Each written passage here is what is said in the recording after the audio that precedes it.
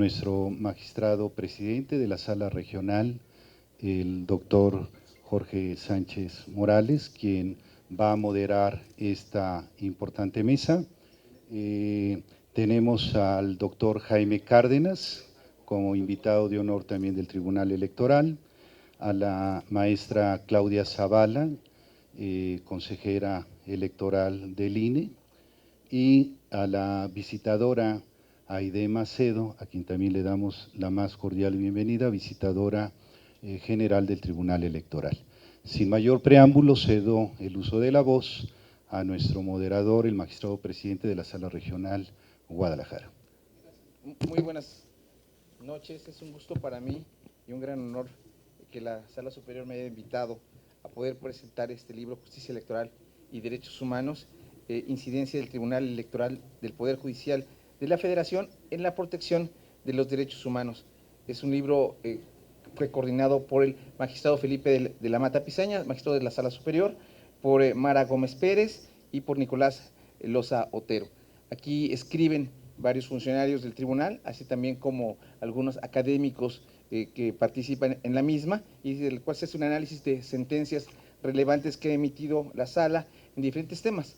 El tema de mujeres, el tema de indígenas, el tema de cómo se tiene la situación de la democracia, con temas tan interesantes y relevantes como, por ejemplo, lo que es el derecho del ecosistema, cuestiones que dicen, oye, pero ¿y esto cómo va? ¿O por qué?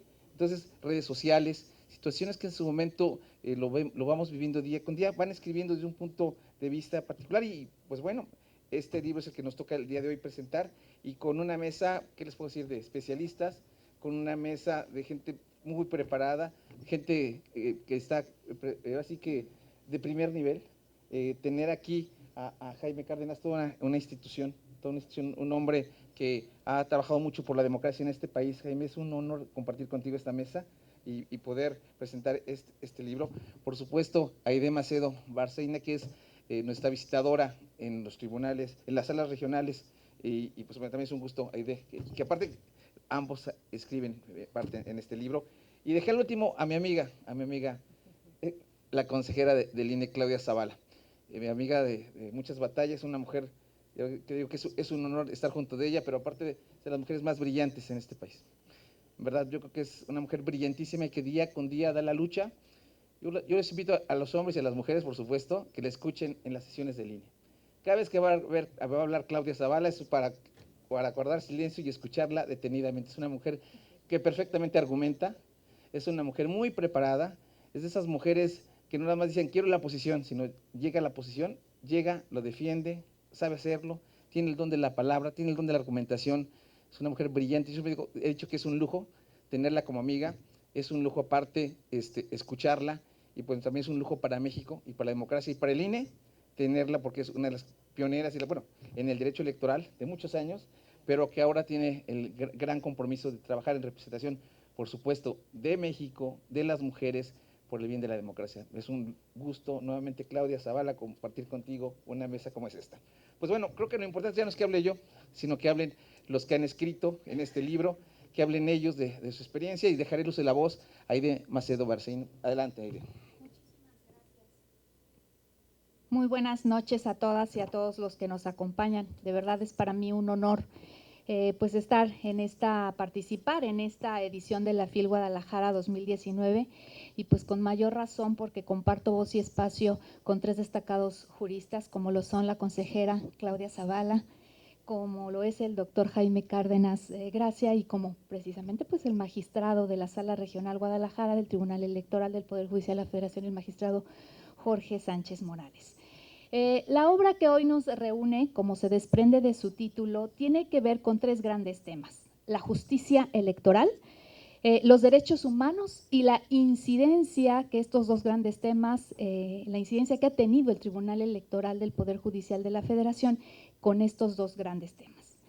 Como los coordinadores de la obra nos lo adelantan, este es un primer marco de referencia que nos genera información y también, ¿por qué no?, nos genera cuestionamientos. Con el propósito de constituir apenas los cimientos, la base para estudios más profundos desde distintas disciplinas. ¿Qué temáticas se abordan en materia de derechos humanos en este libro?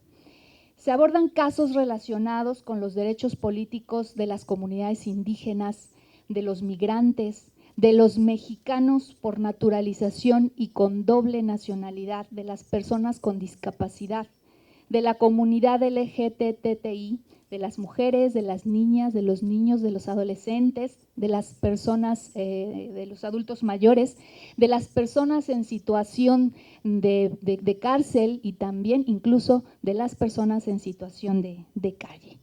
La materia prima de la obra, sin duda, son las sentencias emitidas por el Tribunal Electoral del Poder Judicial de la Federación, que son tratadas en diversos ensayos de manera estructurada, colectiva, pero también y sobre todo de manera interdisciplinaria, pues se puede destacar una variedad significativa de especialistas que participan, entre otros, comentaré, sociólogos, economistas, politólogos, antropólogos, periodistas y, bueno, pues claro está, abogadas y abogados.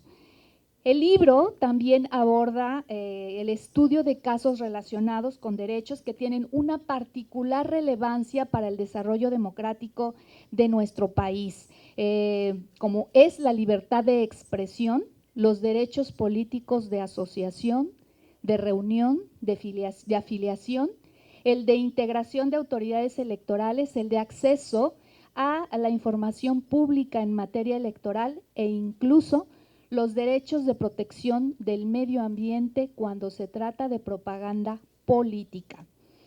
Visto desde esta perspectiva, sí puedo decir cuánto se ha avanzado en los temas electorales.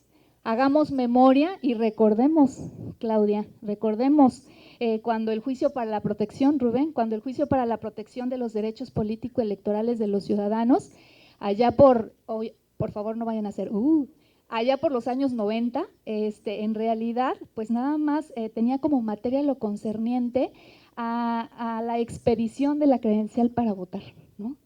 Entonces, pues evidentemente ahora pues hemos evolucionado, la sociedad ha evolucionado y eso es para celebrar. Ahora ya son otros los temas, ahora ya son otros temas los que ocupan la agenda jurisdiccional y en los que el Tribunal Electoral pues ha tenido que meterse a analizar atendiendo a contextos sociales y contextos políticos que se van presentando en nuestro país, ¿no?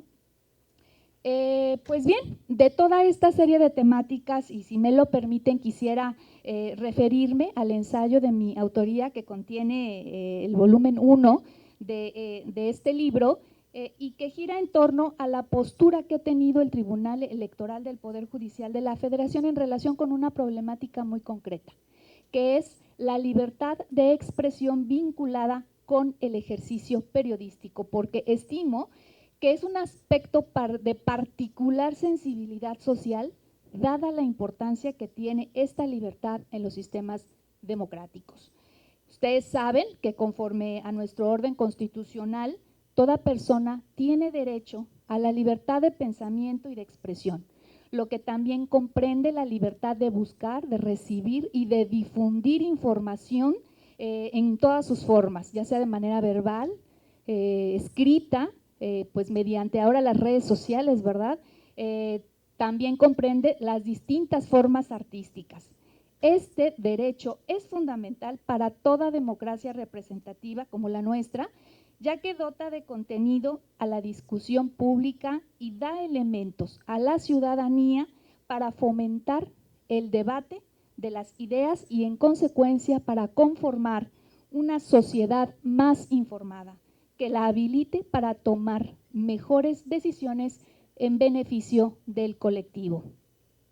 Esta relevancia, sin duda, la tiene en claro el Tribunal Electoral, quien a través de sus diversas integraciones ha partido siempre en reconocer la importancia que tiene la libertad de expresión en un contexto político democrático y sus alcances en los procesos electorales, asumiendo una posición interpretativa muy estricta en cuanto a los límites que constitucionalmente se establecen para la libertad de expresión, así como rechazando en forma determinante la censura previa en estricto acatamiento a lo que también dice la Constitución. De igual forma, en el desarrollo de los procesos electorales, ha sostenido que la libertad de expresión y de información deben ser garantizadas en forma simultánea, a fin de dotar de efectividad el derecho a comunicar puntos de vista diversos y de generar la libre circulación de las ideas y opiniones de toda índole, para fomentar la construcción de sistemas democráticos, pluralistas y deliberativos. Específicamente en relación con los medios de comunicación y los periodistas, el Tribunal Electoral ha conocido de varios casos en los que ha tenido que pronunciarse pues cuando se encuentra involucrado algún sujeto de derecho electoral, como son los partidos políticos o los candidatos.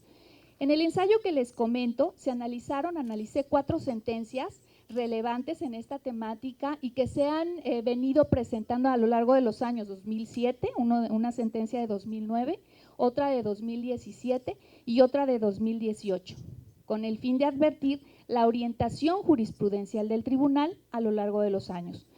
En todos estos casos, el Tribunal Electoral, a través de su Sala Superior, subrayó el trascendente rol que juegan los medios de comunicación social y de quienes ejercen profesionalmente el periodismo, sobre la base de considerar que son el vehículo institucionalizado para la formación de la opinión pública. Partiendo de este reconocimiento, el tribunal, en esta última conformación que data de finales de 2016, ha avanzado hacia considerar que los medios de comunicación y los comunicadores deben gozar de una protección especial. ¿Y qué significa esto? Protección especial en el ejercicio de su libertad de expresión. ¿Y qué significa esto? Pues que, en principio, cualquier expresión periodística relacionada con el discurso político, entrevista, reportaje, artículos que aparecen en periódicos, en revistas, gozan de una presunción de autenticidad o de ser genuinas, mientras no se demuestre lo contrario. Adicionalmente, el Tribunal Electoral, en su empeño por asegurar la libre actividad del periodismo, ha impuesto a los partidos políticos un deber de diligencia en la elaboración de los mensajes que emitan en uso de sus prerrogativas constitucionales de acceso a la radio y a la televisión, a efecto de no colocarla en una situación de riesgo o de mayor vulnerabilidad que conlleve a actitudes de autocensura en perjuicio de la ciudadanía y del sistema democrático. Claro, esto sin dejar de puntualizar que esta garantía de libertad de expresión e información no comprende la difusión en los medios de comunicación social de propaganda encubierta que tenga como propósito promocionar o posicionar a una opción electoral. Así, en el ensayo que presento, preciso que la política adoptada por el Tribunal Electoral en cuanto a los periodistas y a los medios de comunicación respecto del discurso político coincide con lo que se conoce como la visión del mercado de las ideas, la cual se basa en doctrinas que vienen de la Corte Suprema de Estados Unidos, bajo las cuales el Estado no debe interferir en la circulación de las ideas, lo que supone que la validez de las expresiones o manifestaciones no dependen de la percepción de los jueces, sino de la competición con otras concepciones. De modo que la mejor manera de formar la opinión pública sea mediante el debate desinhibido, robusto y abierto, en donde la ciudadanía sea la que defina qué posición discursiva le parece más adecuada. En fin, les invito en verdad a que participen de este ejercicio editorial mediante su lectura, pues es una compilación desde mi punto de vista que sí rescata en esta primera edición los asuntos de mayor relevancia jurídica y social que ha resuelto el Tribunal Electoral del Poder Judicial de la Federación, pues además, si me lo permiten, también les digo que los ensayos se encuentran escritos en un lenguaje claro, sencillo, accesible a toda la ciudadanía. Por su atención, muchísimas gracias. Gracias, maestra Aide. Gracias, maestra, por su intervención, y ahora pasaremos a dar el uso al doctor Jaime Cárdenas Gracia. Como dije, es un gusto, doctor, tenerlo aquí. También fue consejero del IFE, ¿no? De 1996 a 2003. También diputado constituyente y diputado federal. Pues, señor, lo escuchamos. Muchas gracias.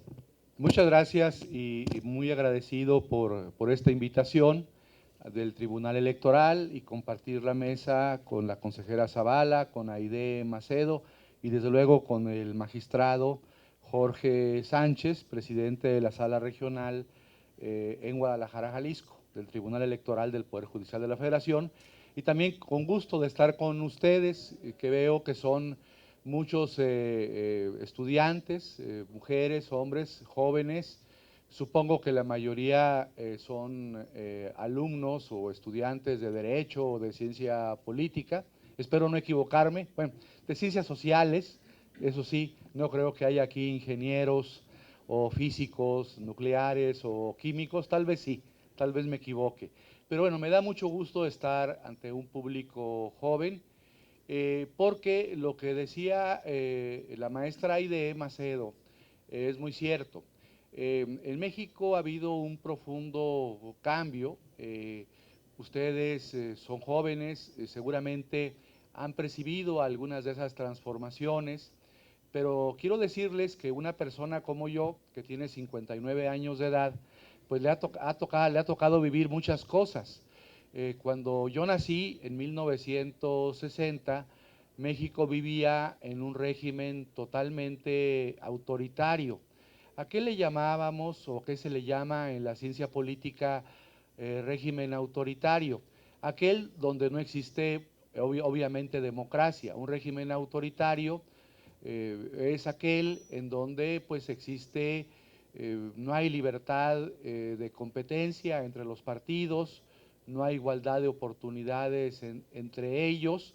El régimen mexicano de esos años, cuando yo nací, en 1960, pues no contaba con autoridades electorales como hoy las conocemos. No existía un tribunal electoral, no existía un INE, ni órganos electorales en los estados. ¿Cómo era todo?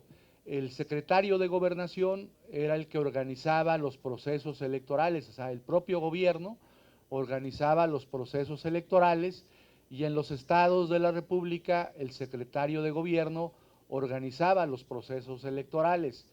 Existía además un partido que ganaba todas las elecciones, el Partido Revolucionario Institucional, que fue fundado en 1929 y que en su historia tuvo 3 nombres: Partido Nacional Revolucionario, Partido de la Revolución Mexicana y después PRI. Ganaba absolutamente todas las elecciones. Había partidos de oposición, pero los partidos de oposición eran meramente testimoniales, no tenían posibilidad de ganar un proceso electoral, de ocupar una alcaldía con algún candidato, con alguna candidata, de llegar a la Cámara de Diputados con diputados o a la Cámara de Senadores con senadoras o senadores. Es decir, el sistema de partido se llamaba un sistema de partido hegemónico. Hegemónico porque los partidos opositores, repito, no tenían posibilidades de competir seriamente con el partido en el poder. Y por otro lado, pues era un sistema ultra o hiperpresidencialista. El presidente de la República no solamente ejercía las competencias constitucionales, sino competencias que se llamaban metaconstitucionales. El presidente de la República pues determinaba quiénes eran los gobernadores en los estados, los principales alcaldes o alcaldesas en los municipios, determinaba a su sucesor, controlaba pues la vida política, económica y social el presidente de la República. Esa situación comenzó a transformarse en los años 70, en los años 70, comienza a darse una serie de reformas electorales para abrir espacios a la oposición en las cámaras, primero en diputados y después en senadores. En 1977-78 se aprobó una reforma electoral que estableció el sistema por primera vez en México de representación proporcional. Y esos 100 diputados, que en esa época eran 100 de representación proporcional, pues representaban a los partidos opositores. Con ello comenzó a haber más pluralidad en la Cámara de Diputados. 10 años después, en 1987, otra reforma electoral para ampliar el número de diputados de representación proporcional de 100 a 200. Después vendrían reformas en los años 90, que comentaba la maestra Aide Macedo, para también darle a la oposición posibilidad de participar en la Cámara de Senadores, la figura de senadores de primera minoría, posteriormente la figura de senadores de representación proporcional. En esos años, 90, es cuando se crean los órganos electorales o comienzan a conformarse los órganos electorales como hoy los conocemos. El IFE, que se transformó después en INE, aunque en los primeros años 90 el IFE todavía seguía presidido por el secretario de Gobernación. Hasta el año de 96 el IFE fue presidido por un ciudadano distinto al secretario de Gobernación. Los tribunales electorales se crearon primero administrativamente a finales de los años 80 del siglo pasado y de manera ya autónoma en los 90, y el tribunal que hoy conocemos, el Tribunal Electoral del Poder Judicial de la Federación, es hijo de una reforma del año 96. Entonces, todos estos cambios institucionales fueron muy importantes para la democracia. ¿A qué le llamamos democracia? Bueno, es un concepto muy difícil la democracia. La democracia es un concepto que tiene que ver, por un lado, con que existan elecciones libres y auténticas, así señala el artículo 41 de la Constitución, que haya igualdad o aproximada igualdad de oportunidades en la competencia entre los partidos políticos y que exista, que es la materia de este libro, una garantía efectiva a los derechos humanos. Y en esto ha sido muy importante el Tribunal Electoral. Y los últimos minutos, creo que me quedan como 2 o 3 o 4, voy a hablar de este tema de los derechos humanos. Ha sido extraordinaria la labor del Tribunal Electoral en la ampliación de los derechos humanos. Miren, por ejemplo, una resolución muy reciente del Tribunal Electoral que ha causado escozor en la sociedad mexicana y también ha causado alguna preocupación de tipo técnico y administrativo en el IFE, fue una decisión en donde desde una concepción de derechos humanos se permite que las personas que no han sido sentenciadas, pero que están procesadas, puedan votar en los procesos electorales. Esto es muy interesante porque la Constitución, en el artículo 38, fracción segunda, indica que las personas que tienen auto de formal prisión, o como se llama ahora, de vinculación a proceso, se les suspenden sus derechos políticos, no pueden votar ni ser votadas.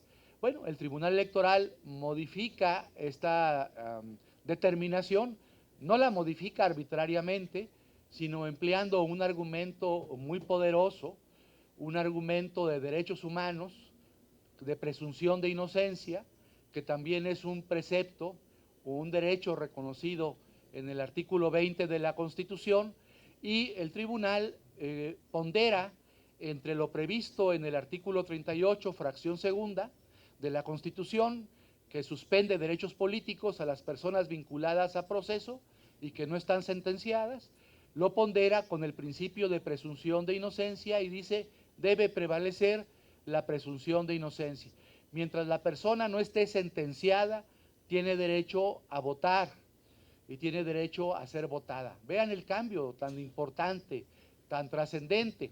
Luego hay otros cambios que se avisoran, bueno, cambios que ya ha dado el Tribunal Electoral. El Tribunal Electoral comenzó conociendo de modalidades de democracia estrictamente electorales, ¿no?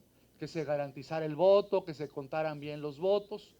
Después el tribunal entró a otra etapa de la democracia, otra modalidad que le podemos llamar democracia comunitaria, la que tiene que ver con los pueblos originarios.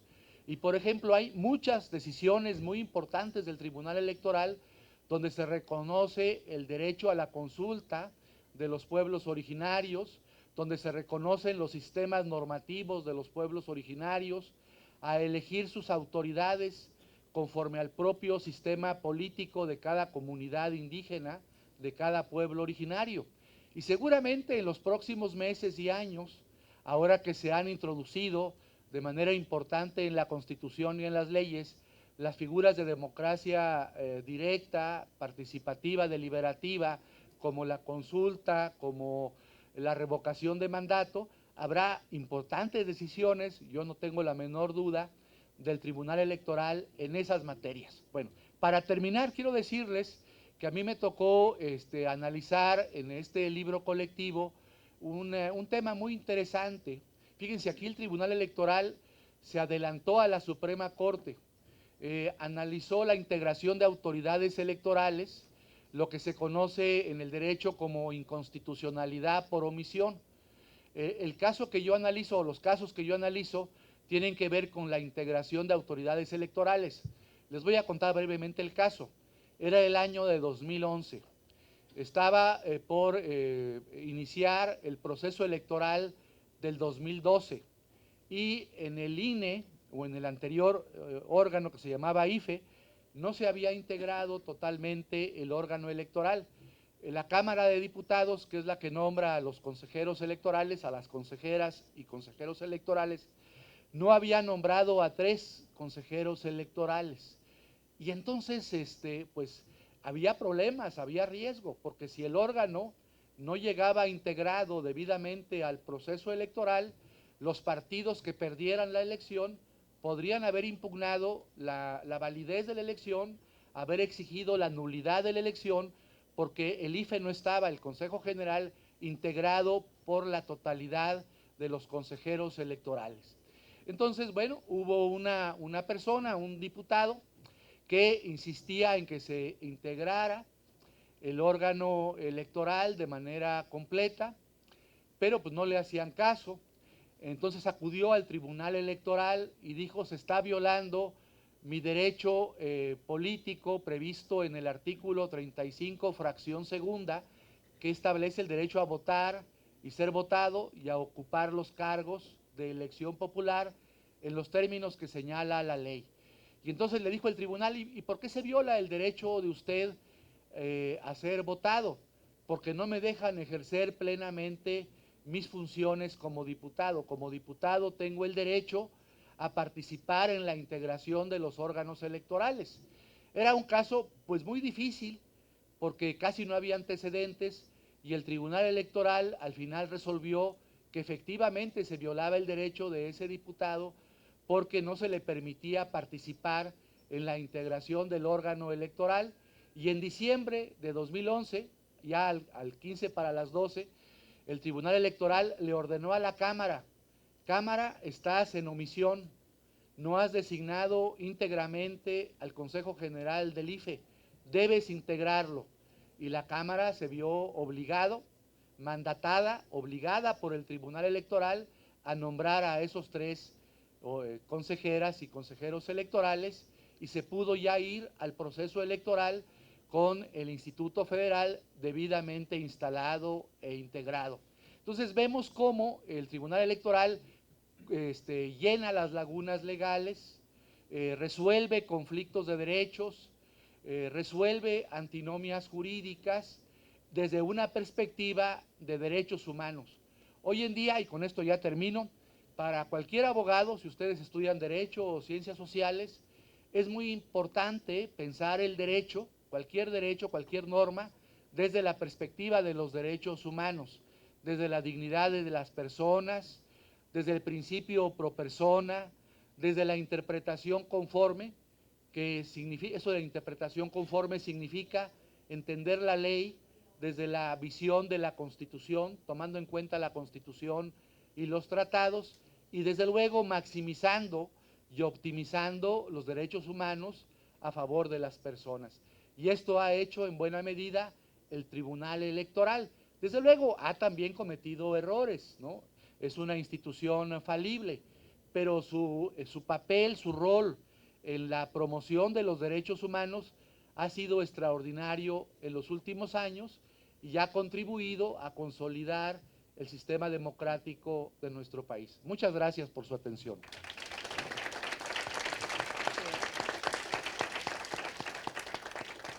Bueno, ahora me toca darle uso de la palabra a la maestra Beatriz Claudia Zavala Pérez, que es licenciada en Derecho y bueno, maestra, y actualmente estudia el doctorado. Por eso fue presidenta del Distrito Electoral del Distrito Federal, secretaria de Estado de Cuenta en la Sala Superior y ahora es consejera nacional del INE. Claudia, tienes uso de la palabra. Muchas gracias. Muy buenas noches a todas y a todos. Por supuesto, agradezco la amable presentación del magistrado Jorge Sánchez y no se crean muchas cosas de las que dice. Entonces, y agradezco la oportunidad y la invitación del Tribunal Electoral porque me permite en esta mesa poder compartir con quien ha sido nuestro maestro de muchos de nosotros en el ámbito electoral, el doctor Jaime Cárdenas, y con mis amigos, compañeros también de batalla en la vida electoral. Y miren que les estoy diciendo, y es muy significativo porque sí nos creemos que todos los días y horas son hábiles en nuestra materia y por eso somos compañeros de batalla. Muchas gracias, Agustín, también por hacer posible esto.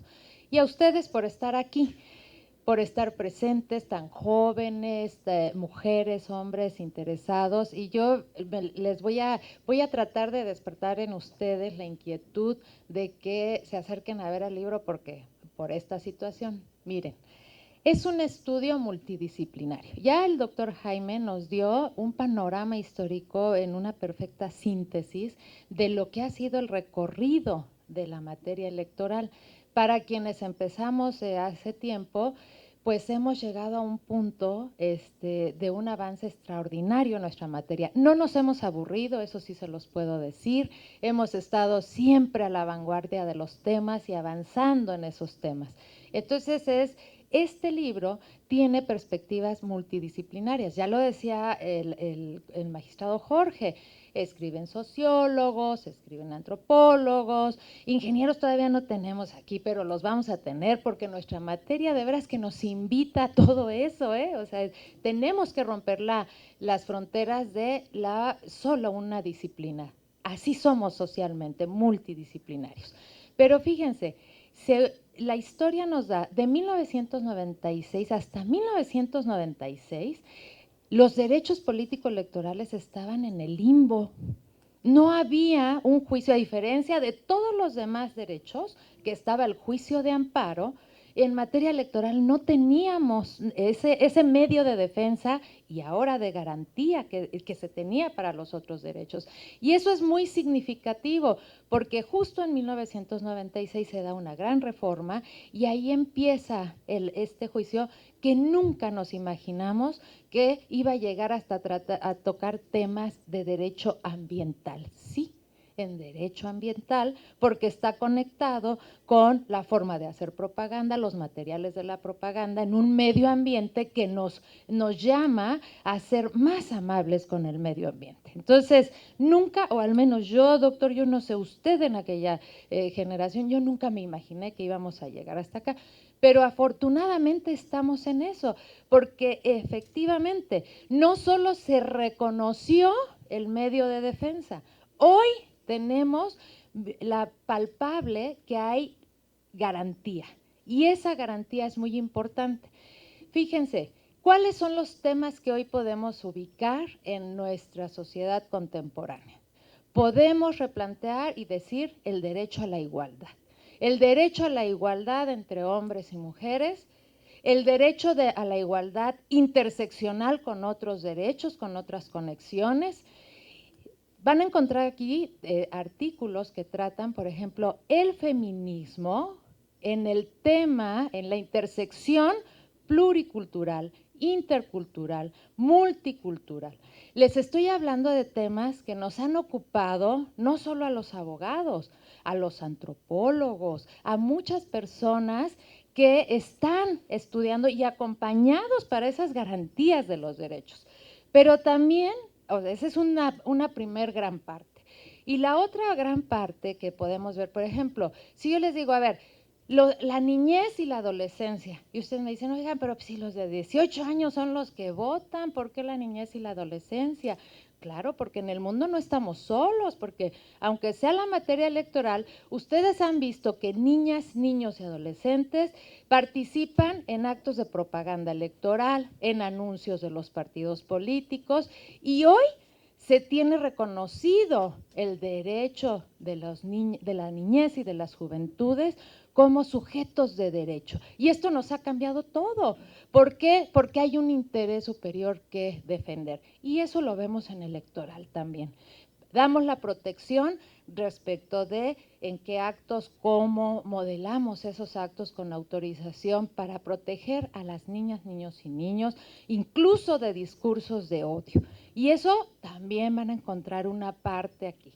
Y me llamó la atención también que ponen el tema sobre personas en situación de cárcel. Y fíjense que sí, justamente una parte de la que yo contribuí, cuando la doctora Mara y el magistrado también, Felipe de la Mata, ocupados también en este quehacer, que son los coordinadores, me habló la doctora Mara y me dijo, oye, consejera, estamos pensando en este proyecto, primero compilar y después hacer estudios más profundos acompañados, los investigadores, un grupo multidisciplinario. Le dije, qué padre, hay que entrarle. ¿Y saben por qué? Porque acababa de editarse, hacía poco, la sentencia de personas en situación de cárcel. Claro, para el INE nos cayó como un balde de agua. Frío, frío, frío, porque dijimos, ah, caramba, ¿y ahora cómo le vamos a hacer? Y justo en este diálogo que hemos tenido con la perspectiva que tienen los magistrados desde los derechos, no es que nosotros no la tengamos, es que también superar todas las cuestiones operativas que va a implicar esta reinterpretación del derecho, implica tener en cuenta un contexto social actual que muchas veces sobrepasa cosas de una sola autoridad y que es necesario que varias autoridades estemos vinculadas al cumplimiento de ese fallo. Necesariamente vamos a tener que entrar y relacionarnos con las autoridades gubernamentales para poder tener pues los catálogos de personas que han sido sentenciadas y de las que no son sentenciadas, porque la sentencia tiene que ver con la garantía del derecho al voto de las personas que no han sido sentenciadas. Las críticas, algunas críticas a esa sentencia señalan ¿y por qué las sentenciadas no? Bueno, está en el debate, pero estos temas que yo les estoy comentando son de lo que ustedes van a encontrar en este libro. Y con una gran virtud, a lo mejor lo que decía Aide es muy cierto, en un lenguaje más claro, así queríamos y tratamos de hacerlo quienes colaboramos, pero porque así era también la idea de quien nos invitó a participar en este proyecto. Y entonces queremos hacerlo más claro, vamos a tener sistematizada esa información, porque las sentencias, hoy en nuestro mundo, Internet nos da el beneficio de buscar todo.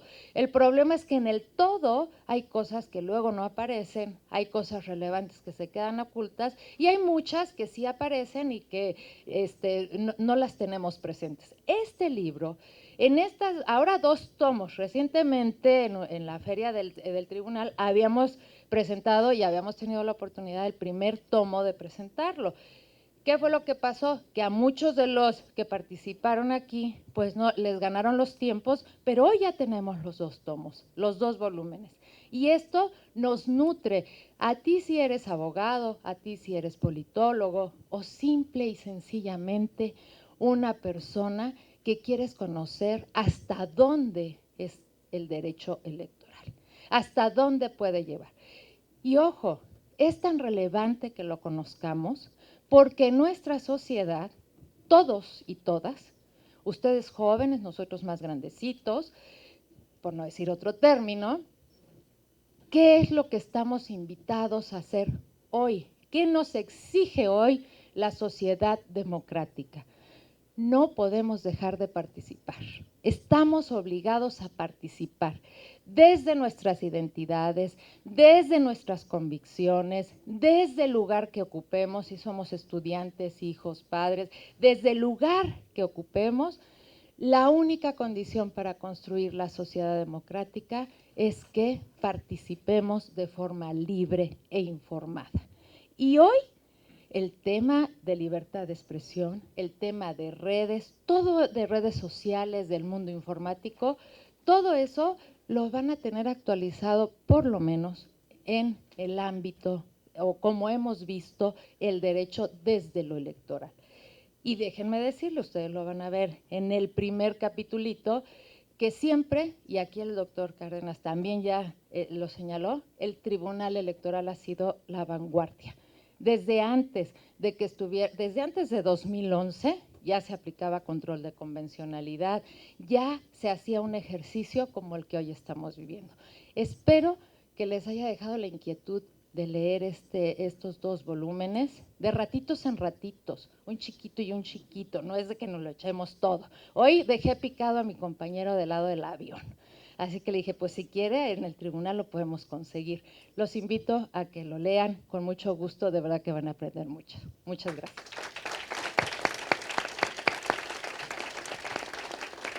Pues, yo felicito a mis compañeros de la mesa y se han ganado una nueva participación más de 2 minutos, al cual le daré el uso a Aide Macedo. Muchísimas gracias. Pues nada más, como aquí lo comenta la consejera Claudia Zavala, pues sí, invitarlos a que lean y que participen de verdad de la lectura. Todos los que pues ya llevamos un ratito en la materia electoral, ¿no? Nos ha costado de verdad muchas horas y mucho tiempo.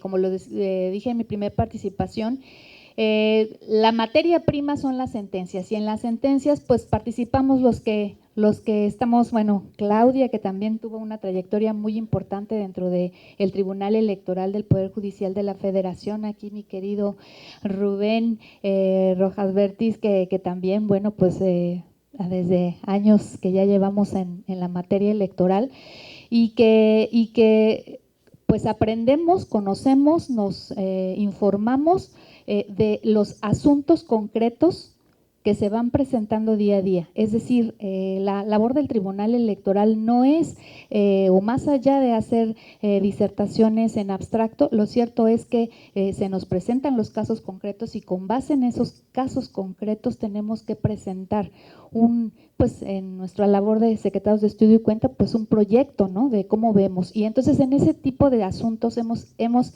ahora sí que a golpe de sentencia es como hemos ido avanzando en el conocimiento y en los retos que te impone día a día los contextos políticos, sociales de nuestro país. Ya lo comentaba, en un inicio la materia electoral simple y sencillamente empezó con protección de derechos político-electorales tan solo para obtener la credencial para votar con fotografía. Ahora eso ya prácticamente ya es lo de menos. Estamos ahora frente a nuevos retos, frente a nuevas visiones, frente a nuevos contextos en los que el Tribunal Electoral ha tenido que hacer frente. Y ha tenido que hacer frente además en un contexto jurídico totalmente nuevo en comparación con a los años 90, 2000, ¿no? Que viene la gran reforma en el 2011 en materia de derechos humanos y que eso implica una nueva labor para el tribunal y su manera de interpretar y ver el derecho. Yo los invito nuevamente a que participen de la lectura y bueno, sobre todo que nos manifiesten sus inquietudes y nos manifiesten la posibilidad y la visión que tienen ustedes en relación con los derechos humanos, su desarrollo a través de la materia electoral con esta nueva visión que da la juventud. Muchísimas gracias. Doctor Cárdenas, 2 minutos. De nuevo, mi agradecimiento al Tribunal Electoral y desde luego al moderador y a mis compañeras de mesa, también a nuestro amigo Agustín Millán por esta invitación. Yo solamente tengo 2 comentarios, uno por cada minuto. El primero es un comentario, es una reflexión a la luz del libro, de los 2 tomos, filosófica. A veces se piensa que el derecho, bueno, hay teorías que así lo explican, es un instrumento del poder y que sirve solamente para beneficiar a los que tienen el poder, ¿no? A las élites, a los poderosos. Y muchas veces esto es cierto. El derecho es un instrumento en beneficio de los que tienen el poder.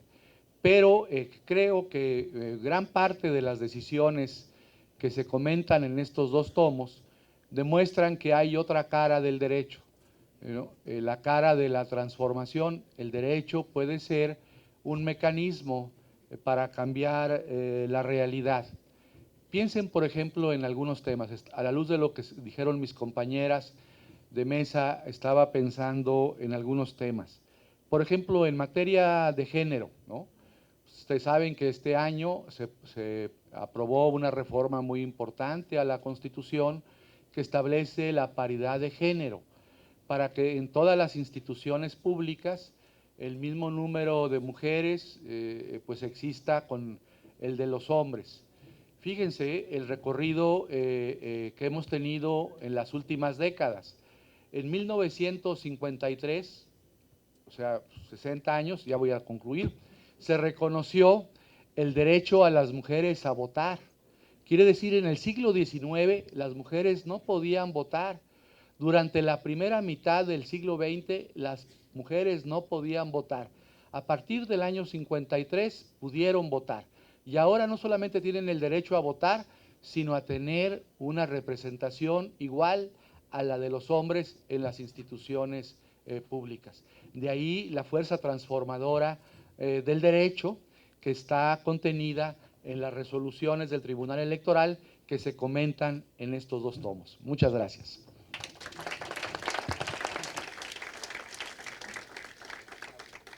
Adelante, Claudia. Gracias.